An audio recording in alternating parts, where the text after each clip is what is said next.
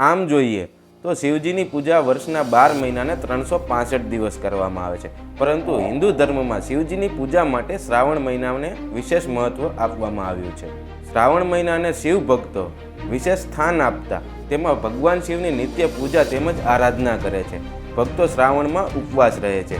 ઘણા ભક્તો શ્રાવણનો પૂરો મહિનો ઉપવાસ રહે છે, તો ઘણા ભક્તો શ્રાવણના સોમવારમાં ઉપવાસ રહે છે. આ ભક્તો શ્રાવણની અંતિમ દિવસોમાં શ્રાવણની ઉજવણી પશુ સેવા તેમજ ગરીબોની સેવા કરીને શ્રાવણની ઉજવણી કરે છે. દર વર્ષે શ્રાવણની રાહ ભક્તો આતુરતાથી જોતા હોય છે. આ વખતે શ્રાવણ 5મી ઓગસ્ટથી ચાલુ થાય છે, જેમાં પ્રથમ દિવસ પણ સોમવાર છે અને શ્રાવણનો અંતિમ દિવસ પણ સોમવાર છે. આ શ્રાવણમાં 5 સોમવાર આવે છે. આવો સંયોગ 72 વર્ષે બનવા જઈ રહ્યો છે, જેની રાહ ભક્તો આતુરતાથી જોવે પણ છે. હવે આપણે વાત કરીએ કે શા માટે શ્રાવણનું જ આટલું મહત્વ છે. કેમ વર્ષના 12 મહિના છોડીને ભગવાન શિવે વિશેષ કૃપા આપવા માટે શ્રાવણની જ પસંદગી કરી. તેના માટે હવે આપણે ડિટેલમાં શ્રાવણના મહત્વ પર વાત કરીએ. તો શ્રાવણના મહત્વની શરૂઆત થાય છે સતી જન્મથી. માતા સતી જે આદિશક્તિ પણ કહેવાય છે, જેમનો જન્મ પ્રજાપતિ દક્ષના ઘરે થાય છે. માતા સતી બાળપણથી જ ભગવાન શિવની ભક્તિ અને આરાધના કરતા હતા. જેમ જેમ માતા સતી મોટા થવા લાગ્યા તેમ તેમ તેમની ભગવાન શિવ પ્રત્યેની ભક્તિ અને આરાધના પણ વધવા લાગે છે, જેના અંત સ્વરૂપે એકવાર ભગવાન શિવ તેમના ઉપર પ્રસન્ન થઈને તેમને દર્શન આપે છે અને આ સંવાદના અંત સ્વરૂપે ભગવાન શિવ માતા સતી સાથે લગ્ન કરે છે. જેના થોડા સમય બાદ પ્રજાપતિ દક્ષ એક ભવ્ય અને દિવ્ય યજ્ઞનું આયોજન કરે છે, જેમાં પ્રજાપતિ દક્ષ દેવ, ગાંધાર્વો, ઋષિમુનિઓ બધાને આમંત્રણ આપે છે, પરંતુ પોતાના જમાઈ એવા ભગવાન શંકરને આમંત્રણ આપતા નથી. જે વાતની જાણ માતા સતીને થાય છે, જેના બાદ માતા સતી ગુસ્સામાં વગર આમંત્રણે પોતાના પિતાના ઘરે થતા મહાયજ્ઞમાં પહોંચી જાય છે, જ્યાં માતા સતી જોવે છે કે પ્રજાપતિ દક્ષ એટલે કે તેમના પિતા ભગવાન શંકરનું અપમાન કરે છે. આ અપમાન માતા સતીથી સહન નથી થતું, જેના બાદ માતા સતી પવિત્ર અગ્નિમાં પ્રવેશ કરી લે છે અને આત્મદાહ કરે છે. અને માતા સતી જ્યારે આત્મદાહ કરે છે ત્યારે તેમના અંતિમ શબ્દો એ હતા કે હું દરેક જન્મમાં ભગવાન શિવને જ પોતાના પતિ તરીકે પસંદગી કરીશ. જેના થોડા વર્ષો બાદ રાજા હિમવાન અને રાણી નૈનાને ત્યાં પુત્રી જન્મ લે છે. આ પુત્રી બીજું કોઈ નહીં પરંતુ માતા પાર્વતી હતા. માનવામાં આવે છે કે તે માતા સતીનો જ બીજો અવતાર હતા અને એવું હિન્દુ પુરાણોમાં પણ લખેલું છે. જન્મથી જ માતા પાર્વતીને પણ ભગવાન શિવ પ્રત્યે અલગ જ પ્રકારની ભક્તિ અને પ્રેમ હતો. બાળપણથી માતા પાર્વતી ભગવાન શિવની પૂજા અને આરાધના નિત્ય કરતા હતા. પછી જ્યારે શ્રાવણનો સમય આવે છે ત્યારે માતા પાર્વતી કઠોર તપ અને તપસ્યાથી ભગવાન શિવને રીઝવવાના પ્રયાસો કરે છે.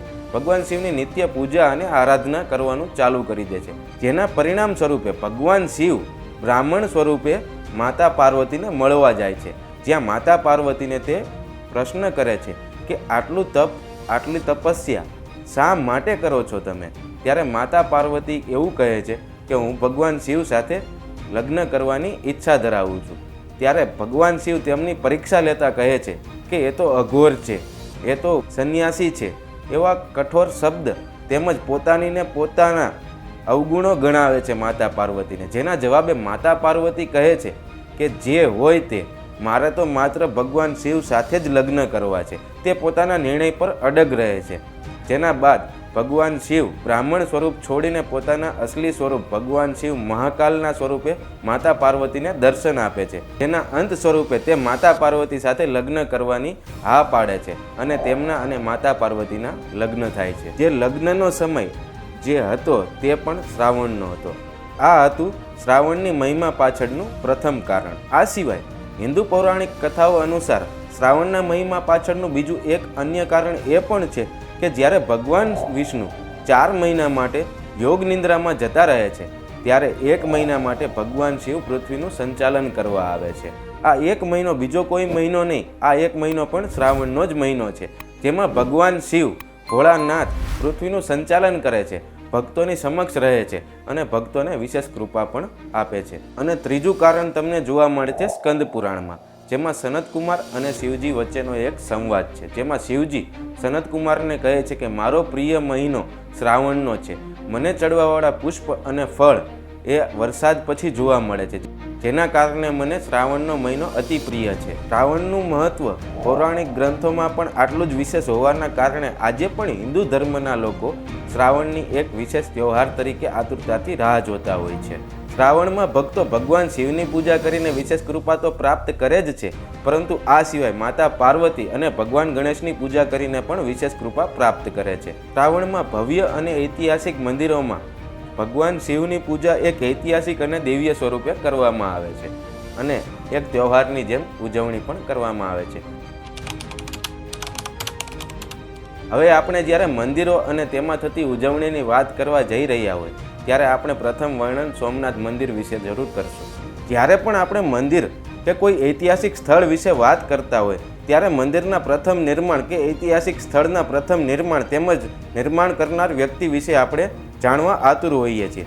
પરંતુ જ્યારે આપણે સોમનાથ મંદિરના વિષયમાં વાત કરીએ ત્યારે કોઈ મનુષ્યએ આ મંદિર બનાવ્યું નથી એ વાતથી જાણીને આપણે આશ્ચર્યચકિત થઈ જઈએ છીએ, કારણ કે આ મંદિર કોઈ મનુષ્યએ નહીં પરંતુ સ્વયં ચંદ્રદેવે બનાવડાવ્યું હતું, જે આપણને ઐતિહાસિક ગ્રંથોથી જાણવા મળે છે.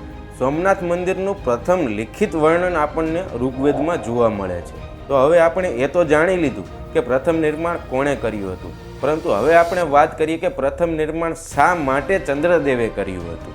તો પૌરાણિક ગ્રંથોમાં લિખિત વર્ણન અનુસાર ચંદ્રદેવે પ્રજાપતિ દક્ષની 27 પુત્રીઓ સાથે લગ્ન કર્યા હતા, જેમાં તેમની પ્રિય પત્ની રોહિણી હતી, જેના લીધે બાકી 26 પુત્રીઓ સાથે અન્યાય થતો પ્રજાપતિ દક્ષને જણાય છે. જેના બાદ પ્રજાપતિ દક્ષ ગુસ્સામાં અને ક્રોધિત અવસ્થામાં ચંદ્રદેવને શ્રાપ આપી દે છે, જેના કારણે ચંદ્રદેવની શક્તિઓ ક્ષીણ થવા લાગે છે. જેના બાદ ચંદ્રદેવ આ શ્રાપથી બચવા માટેથી ભગવાન વિષ્ણુ પાસે આનો સમાધાન શોધવા જાય છે. જેના સમાધાનમાં ભગવાન વિષ્ણુ ચંદ્રદેવને કહે છે કે તમે સરસ્વતી નદીના કિનારે મહામૃત્યુંજય મંત્રનો જાપ કરો અને ભગવાન શિવને રીઝવવાના પ્રયાસ કરો. તેના બાદ ભગવાન શિવ પ્રસન્ન થઈને ચંદ્રદેવને દર્શન આપે છે અને તેમના શ્રાપનું સમાધાન પણ કરે છે.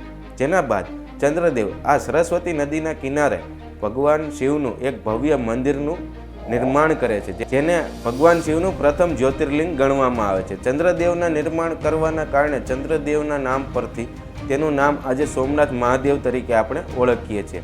આ સિવાય બીજી કથા અનુસાર ભગવાન શ્રી કૃષ્ણ જ્યારે દ્વારકા નગરી છોડે છે અને તેમનો અંતિમ સમય નિકટ હોય છે ત્યારે તે ભાલકા તીર્થ નામની જગ્યાએ પહોંચે છે. આ જગ્યા સોમનાથ મંદિરથી માત્ર 5 કિલોમીટર દૂર છે, જ્યાંથી તે હિરણ નદી બાજુ જાય છે. આ હિરણ નદીથી સોમનાથ મંદિર માત્ર 1.5 કિલોમીટર દૂર હોય છે, જ્યાં તે તેમના અંતિમ શ્વાસો લે છે.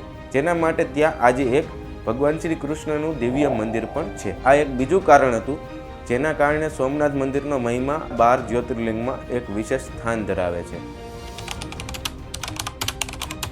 અત્યાર સુધી આપણે સોમનાથ મંદિરના નિર્માણ વિશે વાત કરી. હવે આપણે વાત કરીએ આજના સોમનાથ મંદિર વિશે. આજનું સોમનાથ મંદિર એ ઐતિહાસિક સોમનાથ મંદિરથી થોડુંક અલગ છે, કારણ કે આ મંદિર પુનઃનિર્મિત છે. શા માટે પુનઃનિર્મિત છે તેના વિશે આપણે વિડીયોમાં આગળ ડિટેલમાં વાત કરીશું. આજનું સોમનાથ મંદિર 3 ભાગમાં વિભાજિત છે: ગર્ભગૃહ, સભા મંડપ અને નૃત્ય મંડપ. મંદિરના શિખરની ઊંચાઈ છે 150 ફૂટ અને શિખર પર લાગેલા અર્ણનો વજન છે 10 ટનથી પણ વધુ. આ સિવાય મંદિરના ગુંબજ પર લહેરાતા ધ્વજની ઊંચાઈ 27 ફૂટથી વધુ છે. આ સિવાય સોમનાથ મંદિર ત્રિવેણી સંગમથી સુશોભિત છે, જેમાં કપિલા નદી, હિરણ નદી અને સરસ્વતી નદીનો સમાવેશ થાય છે. હવે આપણે વાત કરીએ મંદિરના પુનઃનિર્માણ પાછળના કારણ વિશે. જ્યારે આપણે હિન્દુ ધર્મ અને તેના મંદિરો તેમજ તેની દિવ્યતા અને અખંડતા વિશે વાત કરીએ તો તેની અખંડતાને ખંડિત કરવાના પ્રયાસો સમયાંતરે થતા આવ્યા હતા. પ્રાચીન સોમનાથ મંદિરની આપણે વાત કરીએ તો માન્યતા અને ગ્રંથો અનુસાર પ્રાચીન સોમનાથ મંદિરમાં શિવલિંગ હવામાં તરતું હતું. એવું માનવામાં આવે છે કે આ શિવલિંગમાં ભગવાન શ્રી કૃષ્ણનું સિયમંતક મણિ છુપાવવામાં આવ્યું હતું. આ સિયમંતક મણિ વિશેની ખાસ વાત એ હતી કે તમને ઈચ્છા અનુસાર ધન અને વૈભવ તમે તેનાથી પ્રાપ્ત કરી શકો છો. પ્રાચીન સોમનાથ મંદિરમાં હજારો બ્રાહ્મણો સાથે મળીને ભગવાન શિવની પૂજા અને આરાધના કરતા હતા. તે સમયે આ મંદિર પર વિદેશી પર્યટકો પણ ખૂબ જ આવતા હતા. જેના થોડા સમય બાદ એક અફઘાની ટ્રાવેલર અલબરૂની નામનો વ્યક્તિ આવે છે, જે આ મંદિર વિશેની વિશેષ વાતો તેના પુસ્તકમાં લખે છે, જે પુસ્તક એક સમય બાદ મોહમ્મદ ગઝનીના હાથ લાગે છે, જેમાં તેને મંદિર અને તેની દિવ્યતા તેમજ સિયામંતક મણિ વિશેની વાત જાણવા મળે છે. જેના બાદ લાલચુ અને ક્રૂર મોહમ્મદ ગઝની શિવ મંદિર સોમનાથ પર આક્રમણ કરવાનો નિર્ણય કરે છે. પછી વર્ષ આવે છે 1025, જ્યારે મોહમ્મદ ગઝની તેના લાખો સૈન્ય બળ સાથે સોમનાથ મંદિરની બહાર ચડાઈ કરી આવે છે. જે સમયે મંદિરની અંદર હજારો બ્રાહ્મણો સાથે મળીને પૂજા કરતા હતા, તે મંદિરની અંદર સીધો પ્રવેશ કરી લે છે અને બ્રાહ્મણોની હત્યા કરવાનું શરૂ કરી દે છે. તેના થોડા સમય બાદ તેની નજર હવામાં તરતા શિવલિંગ પર જાય છે, પરંતુ હવામાં તરતું શિવલિંગ જોઈને એક નજરે તેને શિવલિંગની નજીક જવામાં ડર લાગે છે. જેના બાદ તે ત્યાં ઊભો નિરીક્ષણ કરવા લાગે છે. જેના નિરીક્ષણ બાદ તેને જોવા મળે છે કે શિવલિંગના ઉપરી અને નીચેના ભાગમાં લોર્ડ્સ સ્ટોન રાખવામાં આવેલા હતા, જેના ઉપર એક વિશેષ પ્રકારની સામગ્રી પણ રાખેલી હતી, જેના કારણે આ શિવલિંગ હવામાં તરતું હતું. પરંતુ તે શિવલિંગની નજીક જવાથી ડરતો હોવાના કારણે તે પોતે નહીં પરંતુ તેના સૈનિકોને તે સામગ્રી હટાવવાનું તેમજ આ પથ્થરોને બહાર કાઢવાનું કહે છે. જેના બાદ હવામાં તરતું શિવલિંગ જમીન પર આવી પહોંચે છે. જેના બાદ તે મંદિરને નષ્ટ કરવાના પ્રયાસો કરે છે અને શિવલિંગ તેમજ ત્યાં રહેલી દિવ્ય મૂર્તિઓ અને દિવ્ય વસ્તુઓને પોતાની સાથે પોતાના ખજાનામાં સામેલ કરવા માટે લઈ જાય છે. આ આક્રમણના સમયે શિવ ભક્તો મંદિરની રક્ષા કરવા માટે આવી પહોંચે છે, જેની સંખ્યા 50,000થી પણ વધુની હતી, જેને મોહમ્મદ ગઝની મોતને ઘાટ ઉતારી દે છે. જેના થોડા સમય બાદ ગુજરાતના રાજા ભીમ અને માળવાના રાજા ભોજ સાથે મળીને મંદિરનું પુનઃનિર્માણ કરે છે, જેથી મંદિરને તેનું ખોવાયેલું ગૌરવ અને દિવ્યતા પાછી મળે છે. પરંતુ સોમનાથ મંદિર પર આ તો હજી પ્રથમ આક્રમણ હતું. હજી સોમનાથ મંદિરને આવા ઘણા આક્રમણનો સામનો કરવાનો બાકી હતો. ઈસવીસન 1299 અલાઉદ્દીન ખિલજીનો સેનાપતિ ઉલુગ ખાન ગુજરાત પર આક્રમણ કરે છે. જે આક્રમણમાં તે વાઘેલા કિંગ કર્ણને હરાવે છે. જેના બાદ તે ફરી એકવાર સોમનાથ મંદિર પર આક્રમણ કરે છે અને સોમનાથ મંદિરને ધરાશાહ કરી દે છે. જે આક્રમણથી નાખુશ રાજા કન્નાડે થોડા વર્ષો બાદ દિલ્હીની આર્મી પર આક્રમણ કરે છે અને ત્યાં આક્રમણમાં તે વિજેતા પણ થાય છે. જેના બાદ તે ત્યાંથી એક શિવલિંગને પોતાની સાથે લઈને આવે છે અને મંદિરનું ફરી પુનઃનિર્માણ કરે છે અને આ શિવલિંગની ત્યાં ફરીથી સ્થાપના પણ કરે છે. પરંતુ મંદિરનું પુનઃનિર્માણનું કાર્ય જેટલું જોર અને શોરથી કરવામાં આવતું હતું, એટલી જ વખત મંદિર પર આક્રમણનો ભય મંડરાતો રહેતો હતો. આ સમય ઇતિહાસનો તે સમય હતો જેમાં મુગલ સામ્રાજ્યના સુલતાનો પોતાનું બળ અને વર્ચસ્વ બતાવવા માટે હિન્દુઓ તેમજ હિન્દુ મંદિરોને આવે દિવસે નુકસાન કરતા રહેતા હતા. પછી વર્ષ 1375માં ગુજરાતના લાસ્ટ ગવર્નર જફર ખાન દ્વારા મંદિરને ફરી એકવાર ધરાશાહ કરવામાં આવે છે. જેના બાદ વર્ષ 1451માં મંદિરને મોહમ્મદ બેગડાના આક્રમણનો સામનો કરવો પડે છે. જેના બાદ વર્ષ 1665માં મુગલ સામ્રાજ્યનો ઓપરેટર એવો ઔરંગઝેબ ભારતના અન્ય મંદિરોની સાથે સાથે સોમનાથ મંદિરને પણ નષ્ટ કરવાનો હુકમ જાહેર કરે છે. આ હુકમની સાથે તે સોમનાથને એક ચેતવણી પણ મોકલે છે કે જો મંદિરનું ફરીથી પુનઃનિર્માણ કરવાનો પ્રયાસ કરવામાં આવ્યો તો મંદિરનું અસ્તિત્વ જ નહીં રહેવા દેવામાં આવે. જેના બાદ ઘણા વર્ષો સુધી આ મંદિરનું પુનઃનિર્માણ કરવામાં આવતું નથી. જેના બાદ વર્ષ 1783માં ઇન્દોરના મહારાણી અહિલ્યાબાઈ હોલકર આ મંદિરનું પુનઃનિર્માણ કરાવે છે, જેને આજે આપણે જૂના સોમનાથ મંદિર તરીકે ઓળખીએ છીએ અથવા તો અહિલ્યાબાઈનું મંદિર તરીકે પણ ઓળખીએ છીએ, જે આજના સોમનાથ મંદિરથી માત્ર 200 મીટર દૂર આવેલું છે. 12 નવેમ્બર 1947ના દિવસે ડેપ્યુટી પ્રધાનમંત્રી સરદાર વલ્લભભાઈ પટેલ સોમનાથ મંદિરના સમારકામની ઈચ્છા વ્યક્ત કરે છે. જેના બાદ સરદાર વલ્લભભાઈ પટેલ અને કનૈયાલાલ માણેકલાલ મુનશી તેમજ કોંગ્રેસના અન્ય લીડર સાથે મળીને મહાત્મા ગાંધી પાસે જાય છે અને સોમનાથ મંદિરના પુનઃનિર્માણ માટેનું એક પ્રસ્તાવ મૂકે છે, જેમાં તેમને મહાત્મા ગાંધીનું પણ સમર્થન મળે છે. મહાત્મા ગાંધી સમર્થન આપતા કહે છે કે આ મંદિરના પુનઃનિર્માણ માટે કોઈ પણ સરકાર કે સ્ટેટ ગવર્મેન્ટ પાસેથી પૈસા લેવામાં ન આવે, જેના બદલામાં તમારે ત્યાંના લોકલ વ્યક્તિ તેમજ શિવ ભક્તો પાસેથી આ મંદિરના પુનઃનિર્માણ માટે થઈને પૈસાની માગણી કરવાની છે અને દાન લેવાનું છે. પરંતુ મંદિરના પુનઃનિર્માણના પહેલાં જ સરદાર વલ્લભભાઈ પટેલ અને મહાત્મા ગાંધીનું નિધન થઈ જાય છે. જેના બાદ પુનઃનિર્માણના કાર્યને કનૈયાલાલ માણેકલાલ મુનશી પોતાના હાથમાં લે છે અને વર્ષ 1950થી 51 વચ્ચેના સમયગાળામાં ડૉક્ટર રાજેન્દ્ર પ્રસાદના હસ્તે આ મંદિરનું પ્રાણ પ્રતિષ્ઠાનું કાર્ય કરવામાં આવે છે. હાલ આ મંદિરનું સંચાલન સોમનાથ સેવા ટ્રસ્ટ તેમજ સીધું પ્રધાનમંત્રીને હસ્તે કરવામાં આવે છે. સોમનાથ મંદિર વિશે તો આપણે ડિટેલમાં વાત કરી લીધી, તો હવે આપણે શોર્ટમાં અન્ય જ્યોતિર્લિંગ વિશે પણ વાત કરી લઈએ. હિન્દુ પૌરાણિક ગ્રંથો અને કથાઓ અનુસાર જ્યાં સુધી મનુષ્ય 12 જ્યોતિર્લિંગના દર્શન નથી કરી લેતો ત્યાં સુધી તેનું આધ્યાત્મિક જીવન અધૂરું ગણવામાં આવે છે. આપણે પ્રથમ જ્યોતિર્લિંગ સોમનાથ વિશે તો વાત કરી લીધી છે, તો હવે આપણે આગળ વધતા મલ્લિકાર્જુન જ્યોતિર્લિંગ વિશે વાત કરીએ. ભગવાન શિવ અને માતા પાર્વતીને એકવાર ભગવાન ગણેશ અને ભગવાન કાર્તિકેયના લગ્ન કરાવવાની ઈચ્છા થાય છે, પરંતુ પહેલાં કયા દીકરાના લગ્ન કરાવવા એ વાતથી ચિંતિત થઈને માતા પાર્વતી અને ભગવાન શિવ બંને પુત્રોને પોતાની પાસે બોલાવે છે અને પોતાના પુત્રોને જણાવે છે કે જે પુત્ર સૌ પ્રથમ પૂરી ધરતીનું ભ્રમણ કરીને પહેલાં આવશે તે પુત્રનો પહેલાં લગ્ન કરાવવામાં આવશે. જે સાંભળતા જ ભગવાન કાર્તિકે પોતાના મોર પર સવાર થઈને પૂરી ધરતીનું ભ્રમણ કરવા જાય છે, પરંતુ ત્યાં ગણેશજી ઊભા રહી જાય છે અને તે વિચારે છે કે હું તો મૂષકની સવારી કરું છું, હું ક્યારે આ ધરતીનું ભ્રમણ કરીને પાછો આવીશ. આવું વિચારતા તે અચાનકથી જ માતા પાર્વતી અને ભગવાન શંકરની પ્રદક્ષિણા કરવાનું ચાલુ કરે છે. ભગવાન શિવ અને માતા પાર્વતી ભગવાન ગણેશનું આ કાર્ય જોઈને આશ્ચર્યચકિત થઈ જાય છે અને ભગવાન ગણેશને પૂછે છે કે પુત્ર તું આ શું કરી રહ્યો છે.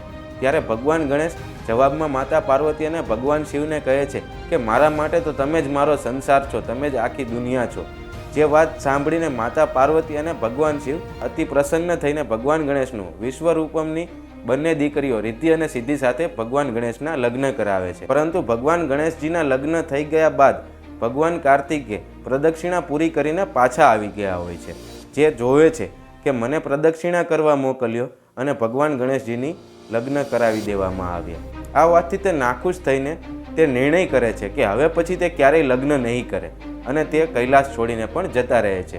તે કૈલાસ છોડીને ક્રોંચ પર્વત પર જતા રહે છે, જ્યાં માતા પાર્વતી અને ભગવાન શિવ પોતાના પુત્ર કાર્તિકેયને મનાવવા માટે પાછળ જાય છે. ત્યાં માતા પાર્વતી અને ભગવાન શિવ સાથે મળીને ભગવાન કાર્તિકેયને મનાવવાના પ્રયાસ કરે છે, પરંતુ કાર્તિકેયજી માનતા નથી અને સ્થાન છોડીને થોડી વાર માટે જતા રહે છે.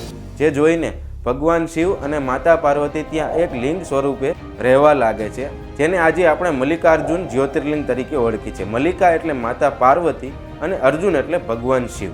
આ જ્યોતિર્લિંગ આંધ્રપ્રદેશમાં સ્થિત છે. હવે વાત કરીએ મહાકાલેશ્વર જ્યોતિર્લિંગની, તો ઉજ્જૈનમાં વીરવર રહેતા હતા. ત્યાંના રાજા ચંદ્રસેન મહાકાલના પરમ ભક્ત હતા, જેમનું નામ પાર્ષદોમાં પણ જોવા મળતું હતું. જેનાથી પ્રસન્ન થઈને તેમને એક ચિંતામણી નામનું દિવ્ય મણિ આપવામાં આવે છે, જેની વાત અન્ય રાજાઓ સુધી પહોંચે છે. હવે આ બીજા રાજાઓ એ મણિની પ્રાપ્તિ માટે થઈને ઉજ્જૈન નગરી પર આક્રમણ કરવાના પ્રયાસો કરે છે. જેના બાદ રાજા ચંદ્રસેન પોતાની રક્ષા માટે ભગવાન શિવના શરણે જતા રહે છે અને ભગવાન શિવની આરાધના કરવાનું ચાલુ કરી દે છે. જ્યાં એકાંતમાં બેસીને રાજા ચંદ્રસેન ભગવાન શિવની આરાધના કરે છે. તેવા સમયે ગોપી નામની મહિલા ત્યાં મંદિરમાં આવે છે, જેની સાથે તેનો નાનો ભાઈ, જેનું ઉંમર માત્ર 5 વર્ષ હતી, તે પણ સાથે હોય છે. જેમાં ગોપી એક વિધવા હોય છે. જ્યાં તેનો નાનો ભાઈ એ રાજા ચંદ્રસેનને ભગવાન શિવની આરાધનામાં મગ્ન જોવે છે. જેના બાદ તેને પણ શિવ ભક્તિ કરવાની ઈચ્છા થાય છે.